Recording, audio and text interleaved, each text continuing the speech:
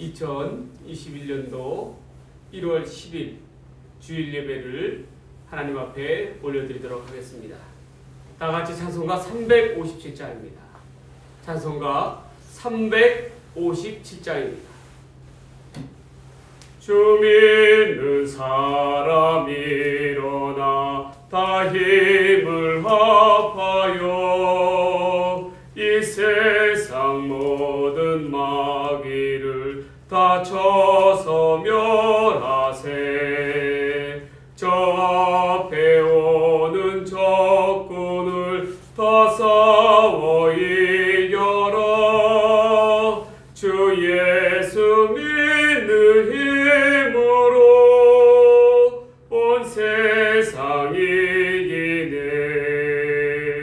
믿음이 이기네. 믿음이 이기네. 주 예수를 믿음이 온 세상 이기네. 온 인류 마귀 괴휼로 큰 죄에 빠지니 진리로 띠를 띠고서 늘 기도드리세. 참 믿고 의지하면서 겁없이 나갈 때 주 예수 믿는 힘으로 온 세상 이기네. 믿음이 이기네. 믿음이 이기네. 주 예수를 믿음이 온 세상 이기네. 끝까지 이긴 자에게 흰 옷을 입히고 또 영생 복을 주시니 참 기쁜 일일세. 이 어두운 세상 지나서 저 천성 가도록 주 예수 믿는 힘으로 온 세상 이기네. 믿음이 이기네. 믿음이 이기네. 주 예수를 믿음이 온 세상 이기네. 이 시간 우리에게 주신 하나님 말씀은 룻기서 1장 19절에서부터 22절까지 말씀입니다. 구약 성경 403쪽입니다. 룻기서 1장 19절에서부터 2절까지 말씀입니다. 하나님의 말씀을 봉독합니다. 이에 그 두 사람이 베들레헴까지 갔더라. 베들레헴에 이를 때에 온 성읍이 그들로 말미암아 떠들며 이르기를 이가 나오미냐 하는지라. 나오미가 그들에게 이르되 나를 나오미라 부르지 말고 나를 마라라 부르라. 이는 전능자가 나를 심히 괴롭게 하셨음이니라. 내가 풍족하게 나갔더니 여호와께서 내게 비어 돌아오게 하셨느니라. 여호와께서 나를 징벌하셨고 전능자가 나를 괴롭게 하셨거늘 너희가 어찌 나를 나오미라 부르느냐 하니라. 나오미가 모압 지방에서 그의 며느리 모압 여인 룻과 함께 돌아왔는데 그들이 보리 추수 시작할 때에 베들레헴에 이르렀더라. 아멘. 공부하는 학생은 학생으로서 반드시 학생의 자리에 있어야 합니다.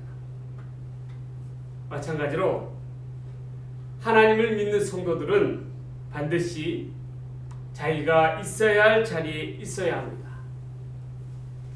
자기가 있어야 할 자리에 있을 때에 성도로서 제 역할을 감당할 수도 있고 하나님께 영광을 돌리는 삶이 될 수도 있습니다. 그런데 문제는 성도가 성도로서 있어야 할 자리를 벗어나서 다른 데 있다라는 것입니다. 그럴 때에는 꼭 삶에 문제가 발생합니다. 자신이 있어야 할 자리를 찾지 못하고 있어서는 안 될 엉뚱한 자리에 가 있으면 그 자리는 분명 삶을 위협하는 위태로운 자리가 될 수밖에 없습니다. 쉽게 이야기해서 여러분 철도를 보십시오. 어떠한 이유에서든지 기관차가 정해진 선로를 벗어나게 되면 대형 사고로 이어지게 되어 있습니다. 우리의 신앙생활도 마찬가지입니다. 성도가 자신이 있어야 할 자리를 떠나 있으면 반드시 삶에 고난과 위기가 찾아오게 되어 있습니다. 오늘 이 시간에는 룻기서 1장 19절에서부터 22절까지 말씀을 가지고 성도가 있어야 할 자리라는 제목으로 하나님 말씀 전해드리고자 합니다. 우리 다 함께 한번 따라해 보겠습니다. 성도가 있어야 할 자리. 성도가 있어야 할 자리. 예. 첫 번째로 성도가 있어야 할 자리는 본분의 자리입니다. 오늘 본문 룻기서는 이 룻기서를 배경으로 이야기를 하고 있습니다. 룻기서 하면 대개 이방 여인이었던 모압 여인이었던 룻의 효심과 신앙에 그 포커스가 맞춰져 있습니다. 그녀가 자신의 남편이 죽었음에도 불구하고 시어머니를 따라서 이스라엘로 오게 되고 또 시어머니가 믿는 하나님을 믿음으로 말미암아 축복의 여인이 되었다라는 것을 강조하고 있는 것입니다. 그러나 오늘 이 시간에는 특별히 우리가 포커스를 맞춰야 될 부분이 다른 데 있습니다. 이것을 배경으로 이야기를 해보고자 합니다. 먼저 세 가지 질문을 이야기하겠습니다. 첫 번째로 롯의 시부모 엘리멜렉과 나오미가 어떻게 이방 땅인 모압에 거하게 되었는가라는 문제입니다. 두 번째로는 왜 하나님께서는 엘리멜렉을 죽이시고 그의 아들 말론과 기론까지 죽게 내버려 두셨느냐는 것입니다.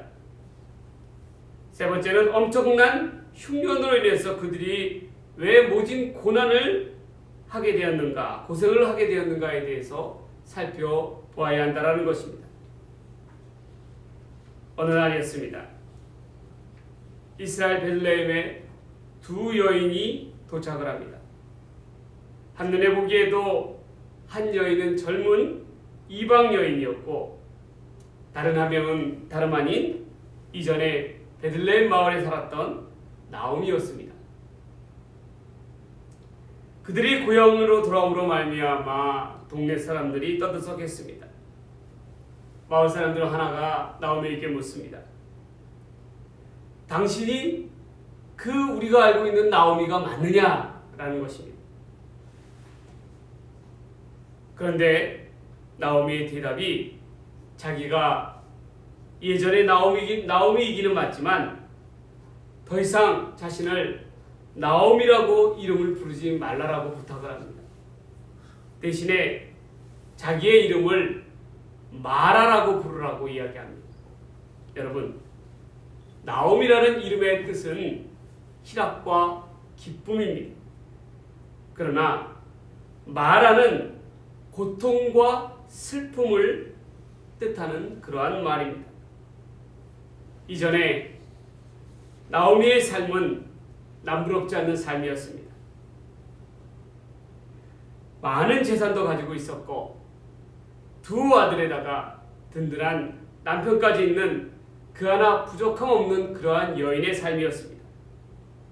그런데 그들이 베들레헴에 들이닥친 흉년을 피하기 위해서 모압 땅으로 이주한 후에 그의 가족의 삶은 악몽 그 자체가 되어버렸습니다.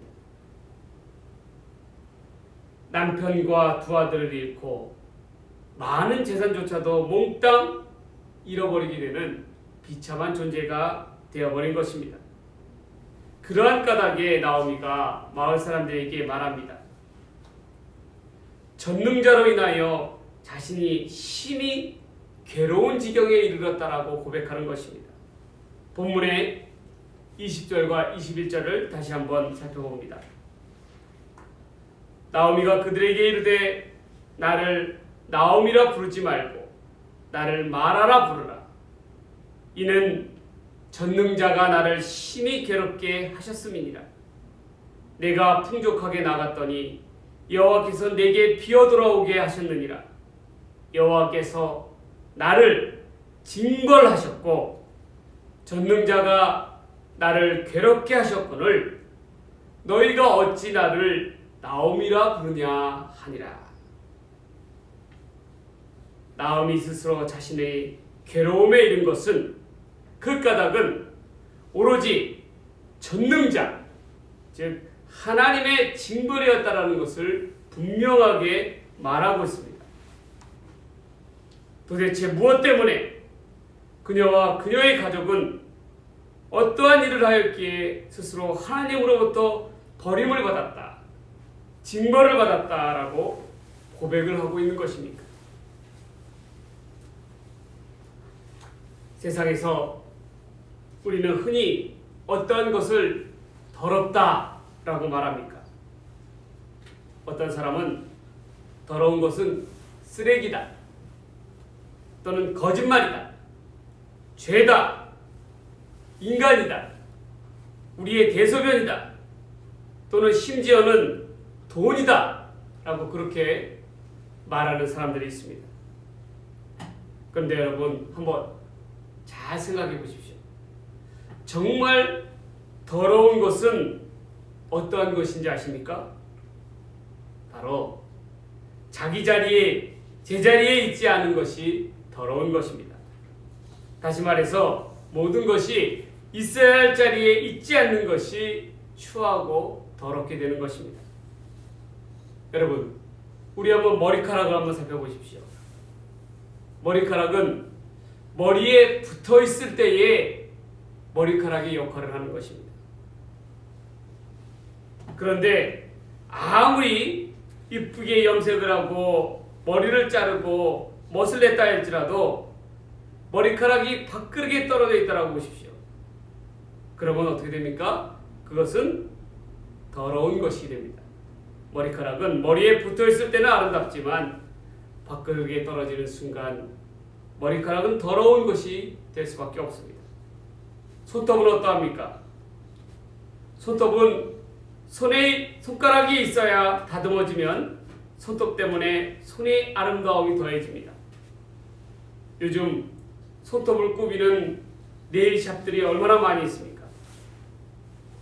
더욱이나 손톱에 매니큐어를 바르면 더욱더 아름답습니다. 그런데 이 손톱이 손가락에 붙어 있지 아니하고 깎여서 방바닥에 돌아다니면 그것처럼 지저분한 게 없습니다. 특히 내 것도 아닌 다른 사람의 그러한 손톱을 보게 되면 기분이 나쁩니다. 침도 마찬가지예요. 침이 입안에 있으면 음식물을 먹으면 그 침을 통해서 1차적으로 소화를 하게 되는 효소를 작용하게 됩니다. 우리 입속에서 침의 역할이 얼마나 중요한지 모릅니다. 침 없이 살아가는 사람 봤습니까? 없습니다. 그런데 여러분, 침이 말을 하다가 옆 사람의 얼굴에 튀었다라고, 조금이라도 튀었다라고 생각을 해보십시오. 그것처럼 상대방에게 기분 나쁘고 더러운 것은 없습니다. 여러분, 한번 생각해 보세요. 왜 머리카락이나 손톱이, 침이 우리 몸 안에 몸에 있으면 더럽게 느껴지지 않을까요? 그 까닭은 모두가 있어야 할 자리에 있기 때문입니다. 모든 것이 있어야 할 곳에 있으면 그 나름대로 역할을 하는 것입니다. 좋은 것입니다. 그러나 그 자리에서 벗어나 있어야 할 자리에 있지 아니하게 되면 아무리 몸에 유용한 것이라 할지라도 몸 밖에서는 더럽고 추한 것이 될 수밖에 없습니다. 모든 것은 제자리에 있어야 합니다. 있어야 할 자리에 있어야 한다는 뜻입니다. 그렇지 아니하면 그 벗어난 자리는 추한 자리요 위태로운 자리가 될 수가 있다는 것입니다. 본문으로 다시 돌아가 살펴봅니다. 룻기가 쓰여진 시대가 언제입니까? 룻기서 1장 1절에 보면 사사들이 치리하던 때라고 언급하고 있습니다. 좀 더 자세히 보면 이후에 룻기서 4장에는 룻이 베들레헴에 사는 보아스라는 사람과 결혼을 하였다라고 이야기합니다. 보아스가 누구입니까? 보아스와 룻 사이에서 오벳이라는 자식을 낳게 되는데 그가 바로 나중에 다윗 왕의 할아버지가 됩니다. 그러니까 이 보아스는 다윗의 증조부가 된다라는 그러한 말입니다. 이러한 시대를 배경으로 이야기하고 있는 것입니다. 더욱이 보아스는 누구였냐면 분명 나오미의 남편 엘리멜렉의 기업을 물을 자라고 표현하고 있습니다. 기업을 물을 자라는 것은 아주 가까운 친족을 의미하는 것입니다. 베들레헴에 사는 고향 친족 중에서 유력자가 보아스라는 사람이라는 것을 봤을 때 나오미의 남편 엘리멜렉은 누구보다도 앞장서서 하나님의 말씀을 힘써 지켜야 할 사람이라는 것입니다. 그런데 지금 이 엘리멜렉과 이 나오미의 가족들이 어디에 있는 것입니까? 흉년을 피하기 위해 이방 땅 모압에 있습니다. 쉽게 이야기해서 자기 자신이 지키고 나아가야 할 조상 땅, 그 기업, 하나님께서 약속으로 주신 그 땅을 버리고 기업을 버리고 자기가 있어야 할 자리를 떠나 이방으로 떠났다라는 것입니다. 거기서부터 나오미의 가정의 비극은 시작되는 것입니다. 하나님께서 이스라엘 백성들에게 주신 가나안 땅은 어떠한 땅입니까? 그 땅은 약속의 땅입니다. 젖과 꿀이 흐르는 땅이었습니다. 이곳에서 백성들은 하나님께 예배하고 경배하고 하나님의 백성답게 자기 자리를 지키며 살아야 했습니다. 그런데 어떻게 했습니까? 그들은 자신들의 위치를 망각하였습니다. 하나님의 백성답게 살지 아니하고 교만히 행하고 여호와 하나님을 떠나 이방신을 섬겼다라는 것입니다. 이에 대한 징벌로서 찾아온 것이 바로 이 흉년입니다. 제대로 된 하나님의 백성이었다면 어떻게 하여야 하겠습니까? 뜻을 돌이켜 하나님께로 나아가야 합니다. 하나님께서 부르시는 자리, 하나님께서 인도하시는 자리를 찾아 예배하는 백성답게 하나님 앞으로 나와야 되는 것입니다. 그런데 나오미의 가족들은 어떠하였습니까? 어떠한 선택을 하였습니까? 자기 자신들에게 주어진 자리를 망각하고 서슴없이 있는 재산을 다 팔아서 그것을 가지고 이방 땅으로 이주했다라는 것입니다. 고난을 통한 왜 고난이 우리에게 왔는가에 대한 그러한 생각들을 버리고 하나님의 말씀을 가볍게 여기고 떠나갔다라는 것입니다. 이는 하나님의 백성으로서 스스로 그 하나님께서 주신 권리를 포기한 그러한 행위였습니다. 하나님께서 주신 땅, 하나님께서 기업으로 주신 땅을 포기하고 떠나갔기 때문입니다. 그런데 그 대가는 어떠하였습니까? 나오미 가족에게 주어진 그 대가는 참혹했습니다. 성도된 우리도 마찬가지입니다. 성도는 성도 본분의 자리가 있습니다. 성도로, 내가 성도로서 하나님을 믿는 백성으로서 지켜야 할 자리가 있다라는 것입니다.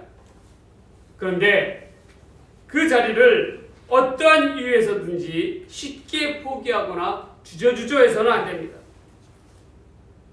성도가 있어야 할 자리를 회피하거나 피한다고 해서 우리 삶의 고난의 문제가, 위기의 문제가 해결되는 것이 아닙니다. 요즘 코로나19로 인하여 교회에 큰 어려움이 찾아오고 예배가 도전을 받는 상황에 이르렀습니다.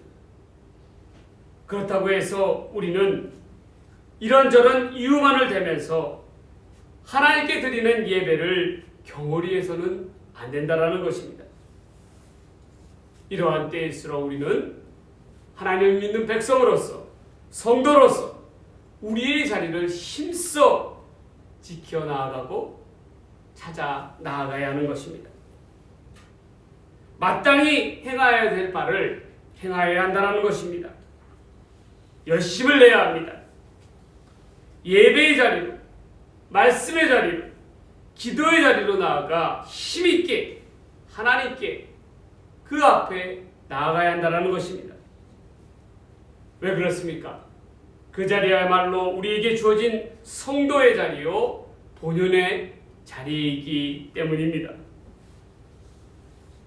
어려운 때일수록 더욱더 믿음으로써 성도 본연의 자리, 본분의 자리를 힘있게 지켜나가시기를 간절히 바랍니다. 두 번째로 성도가 있어야 될 자리는 순종의 자리입니다. 21절 말씀입니다. 하나님께서 이스라엘 백성들에게 가나안 땅에 들어가기 전에 명하신 것이 있었습니다. 그것은 무엇이었냐면 하나님의 백성이라면 반드시 지켜야 할 약속이 있다는 것입니다. 가나안 땅에 들어가게 되면 이방인을 진멸하라고 말씀하셨습니다.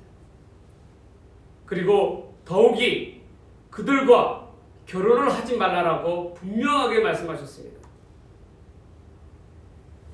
특히나 오늘 말씀의 배경은 이스라엘 백성들이 하나님께서 주신 약속의 땅에 들어간 지 얼마 되지 않는 시기라는 것입니다. 즉 하나님께서 말씀을 주신 지 얼마 되지 않는 그야말로 따끈따끈한 그러한 때였습니다. 그런데 본문을 보니까 어떠합니까? 이스라엘 백성들의 삶 속에 큰 문제가 있음을 알 수 있습니다. 그것은 무엇이냐면 하나님께서 가나안 땅에서 이방인을 진멸하라고 멸하셨는데 그들은 진멸하지 아니하였고, 또한 이방인과 절대로 결혼하지 말라고 말씀하셨는데 서슴없이 이방인과 결혼을 하였다는 것입니다. 그 증거가 사사기 3장 6절에 보면 나와 있습니다.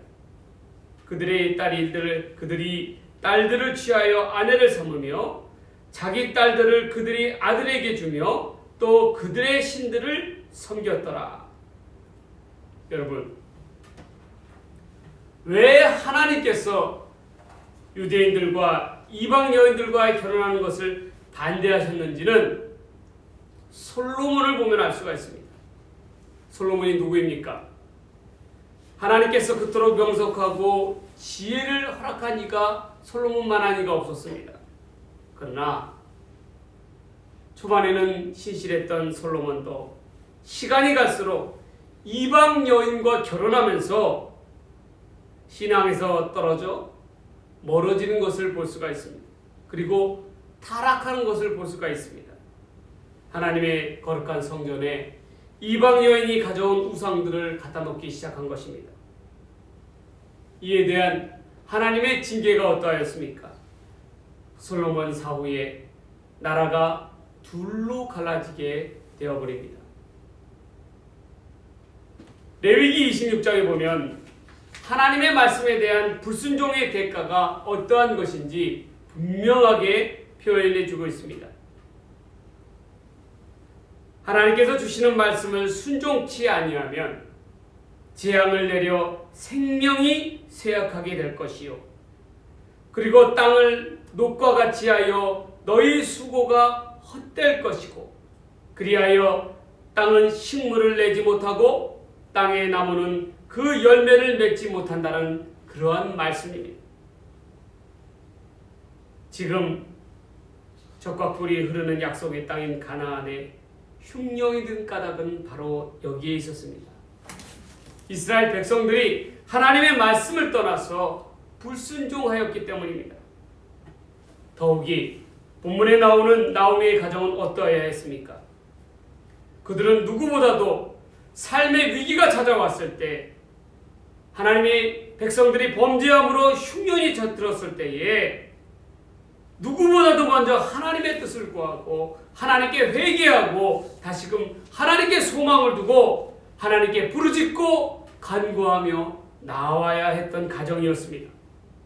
그런데 이 가정이 택한 방법은 이방 땅 모압으로 가서 자기의 힘으로 살아갈 방편을 찾았던 것입니다.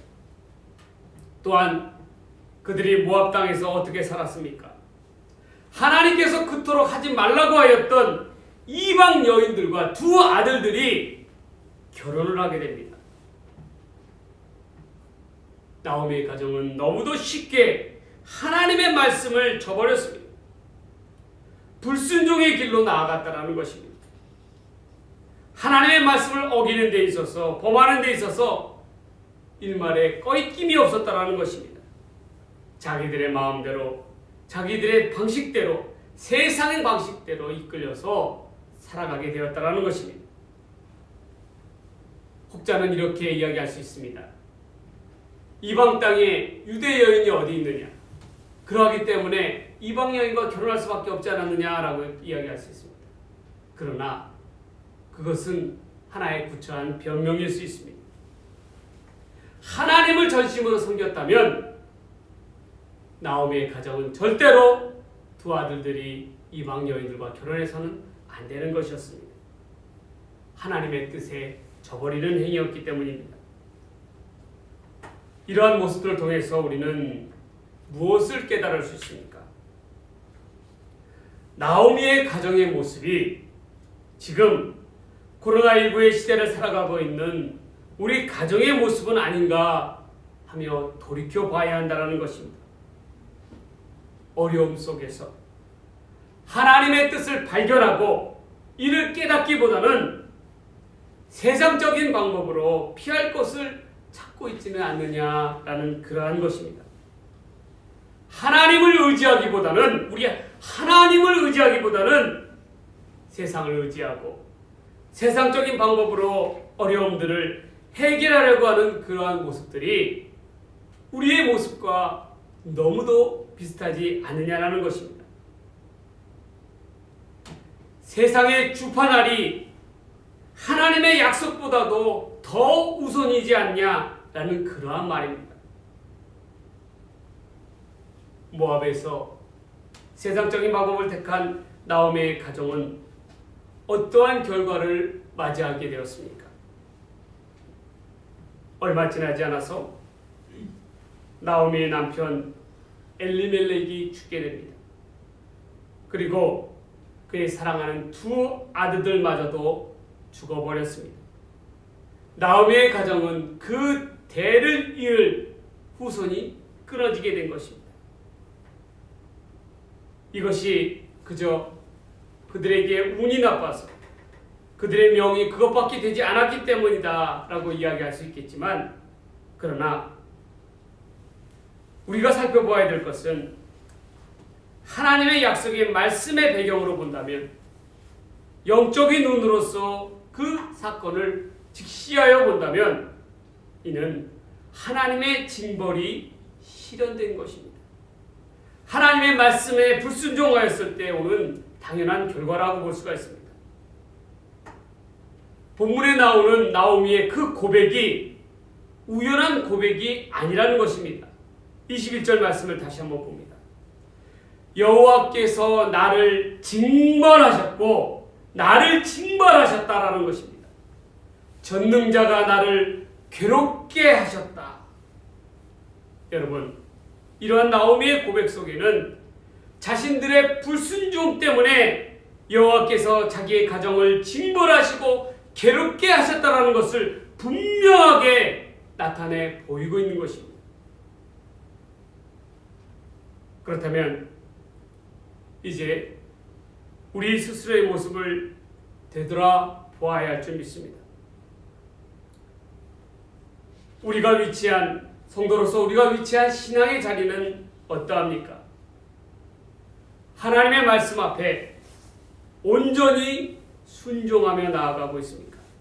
아니면 하나님과 세상 사이에서 아직까지도 머뭇머뭇거리면서 헤매이고 있습니까? 우리의 마음의 중심을 어디에 두고 있습니까? 이제는 우리의 신앙의 자리, 우리의 삶의 자리를 다시 한번 점검해 보아야 할 때일 줄 믿습니다. 그것이 바로 우리에게 하나님께서 코로나19를 허락하신 까닭이 여기에 있기 때문입니다. 과연 지금 나는 어디에 있는 것인가? 과연 나는 하나님 앞에 바른 신앙의 모습으로 제자리를 찾아 나아가고 있는 것인가? 만약 우리가 있어야 할 자리를 찾지 못하고 있다면 우리는 그 즉시 턴해야 하는 것입니다. 그 즉시 하나님께로 되돌아가야 되는 것입니다. 여전히 우리 마음속에 세상 자리가 자리 잡고 있다면 우리의 삶조차도 나오미의 가정처럼 언제 어느 때에 영육간에 우리에게 흉년이 찾아올지 모른다라는 것입니다. 그때 가서 뒤늦게 뼈저리게 후회한들 안타까움만 쌓이게 될 뿐입니다. 결국 나오미는 숱한 고난을 당하고 그제서야 깨닫고 빈손으로 베들레헴으로 돌아오게 되었습니다. 이들이 진작에 이를 미리 깨닫고 고난을 당하기 전에 하나님께로 돌아왔다면 얼마나 좋았겠습니까? 우리는 무엇보다도 우리의 삶의 자리를 하나님께로 돌려야 할 줄 믿습니다. 하나님의 말씀 앞에 그 즉시 온전하게 순종해야 합니다. 성도로서 순종의 자리를 찾아 그 역할을 제대로 하여야 한다는 것입니다. 우리는 무엇보다도 온전한 순종을 통하여 하나님을 기쁘시게 하는 성도가 되시기를 간절히 바랍니다. 마지막 세 번째로 성도가 있어야 할 자리는 돌봄의 자리입니다. 본문의 5절과 6절을 보도록 하겠습니다. 말론과 기론 두 사람이 다 죽고 그 여인은 두 아들과 남편의 뒤에 남았더라. 그 여인이 모압 지방에서 여호와께서 자기 백성을 돌보시사 그들에게 양식을 주셨다함을 듣고 이에 두 며느리와 함께 일어나 모압 지방에서 돌아오라 하여 22절 말씀을 다시 한번 봅니다. 나오미가 모압 지방에서 그의 며느리 모압 여인 룻과 함께 돌아왔는데 그들이 보리 추수 시작할 때에 베들레헴에 이르렀더라. 여러분, 죄인들에게 있어서 가장 필요한 것이 무엇인지 아십니까? 바로 하나님의 긍휼하심, 하나님의 불쌍히 여기심을 받는 것입니다. 아무리 큰 죄를 저질렀다 하더라도 하나님의 긍휼하심과 불쌍히 여기심을 받게 된다면 그는 회복의 소망이 있습니다. 본문에 나와 있는 하나님은 어떠한 하나님이십니까? 자기 백성을 돌보시는 하나님이십니다. 하나님께서는 백성들의 불신앙으로 말미암아 불순종으로 말미암아 그 징벌로서 기근과 흉년을 주셨습니다. 그런데 이 기근과 흉년으로서 백성들에게 고통을 내리고 징벌하시려고 하는 것이 그것이 진정한 하나님의 뜻은 아니라는 것입니다. 하나님은 백성들이 다시금 회개함으로 돌아오게 하는 긍휼을 베푸시기를 원하십니다. 왜냐하면 자기 백성을 돌보시는 하나님이시기 때문에 그렇습니다. 나오미에게는 마라라고 하는 새 이름처럼 그의 앞에는 고통과 좌절의 나날들이 남겨져 있었습니다.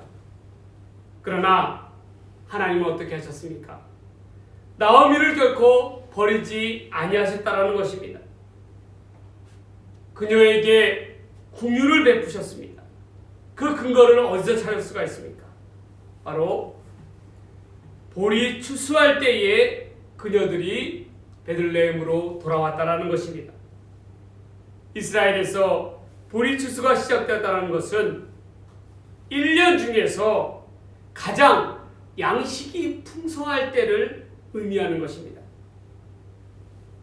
이는 나오미의 가정이 아무리 가난하다 할지라도 굶어 죽지 아니할 정도로 양식을 주어진 것을 의미하고 있는 것입니다. 이삭 죽기만 하여도 충분한 그러한 양식을 구할 수 있었다는 것입니다. 또한 이삭을 죽는 곳에서 땅 주인인 보아스를 만나게 하시려는 하나님의 뜻하심과 섭리가 담겨져 있었다는 것입니다. 하나님은 자기의 뜻을 돌이켜 돌아오는 백성들을 결코 외면치 아니하십니다. 그리고 반드시 살 길을 열어 회복시켜 주십니다.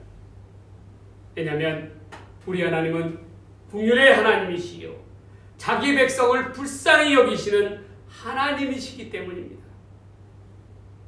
하나님께서는 더 이상 나오미의 삶을 마라의 상태, 고통의 상태로 남겨두시지 않으셨습니다. 바로 이 보리 추수할 때에 보아스와의 만남을 통해서 진정한 나오미의 이름을 그 이름대로 기쁨과 희락의 길로 다시금 열어주셨다는 것입니다. 성도 여러분, 우리는 무엇보다도 하나님의 긍휼하심과 불쌍히 여기심을 받아야 할 때입니다. 이 자리가 돌봄의 자리요, 마땅한 성도의 자리요, 은혜의 자리이며 긍휼의 자리라는 것입니다. 여러분, 이 코로나19라는 어려움의 시대를 살아가고 있을 때에 우리는 무엇보다도 간절히 하나님의 돌보심, 하나님의 불쌍히 여기심을 받아야 할 줄 믿습니다. 하나님께서 주시는 돌봄의 은혜를 입는 저와 여러분의 삶이 되기를 주의 이름으로 간절히 축원합니다. 축원합니다. 이제 말씀을 정리해 보고자 합니다. 성도가 있어야 할 자리, 성도의 제자리는 어디입니까? 첫 번째로 본분의 자리입니다. 예배의 자리요, 말씀의 자리요, 기도의 자리로 찾아 나아가야 한다는 것입니다. 두 번째로 순종의 자리입니다. 하나님의 말씀에 온전히 순종할 때에 살 길이 열리게 되는 것입니다. 세 번째로 돌봄의 자리입니다. 무엇보다도 우리가 살아가면서 하나님의 긍휼하심과 불쌍히 여기심을 받아야 합니다. 우리는 하나님께서 돌보시는 백성으로서 우리가 있어야 할 자리, 마땅히 힘써 지켜나아갈 자리를 힘있게 지켜나아가는 저와 여러분이 되기를 바랍니다. 주의 이름으로 간절히 축원합니다. 축원드립니다. 기도하시겠습니다. 하나님 아버지, 이 코로나19라고 하는 이 전대무문한 이 어려움의 시대에 하나님, 우리가 하나님의 백성으로서 어떻게 살아가야 되겠습니까? 또한 우리가 하나님의 백성답게 있어야 할 자리가 어느 자리입니까? 본분의 자리일 줄 믿습니다. 순종의 자리일 줄 믿습니다. 돌봄의 자리일 줄 믿습니다. 우리가 하나님의 백성으로서 하나님의 백성답게 살아갈 길을 힘써 열어 주시옵소서. 하나님의 은혜로 말미암아 힘있게 나아가게 하나님이여 역사하여 주시옵소서. 이 모든 말씀 우리를 사랑하시는 우리 주님 예수님의 이름으로 간절히 기도드리옵나이다. 아멘. 축도함으로 예배를 마치도록 하겠습니다. 이제는 우리 구주 예수 그리스도의 은혜와 아버지 하나님의 사랑과 성령님의 감화감동 교통 역사하시니 성도의 자리, 본분의 자리와 순종의 자리와 돌봄의 자리로 나아가기로 원하는 다산에 속한 모든 믿음의 식구들 위에 가정 또한 이 나라와 이 민족들 위에 이제로부터 함께 하시기를 간절히 축원하옵나이다. 아멘.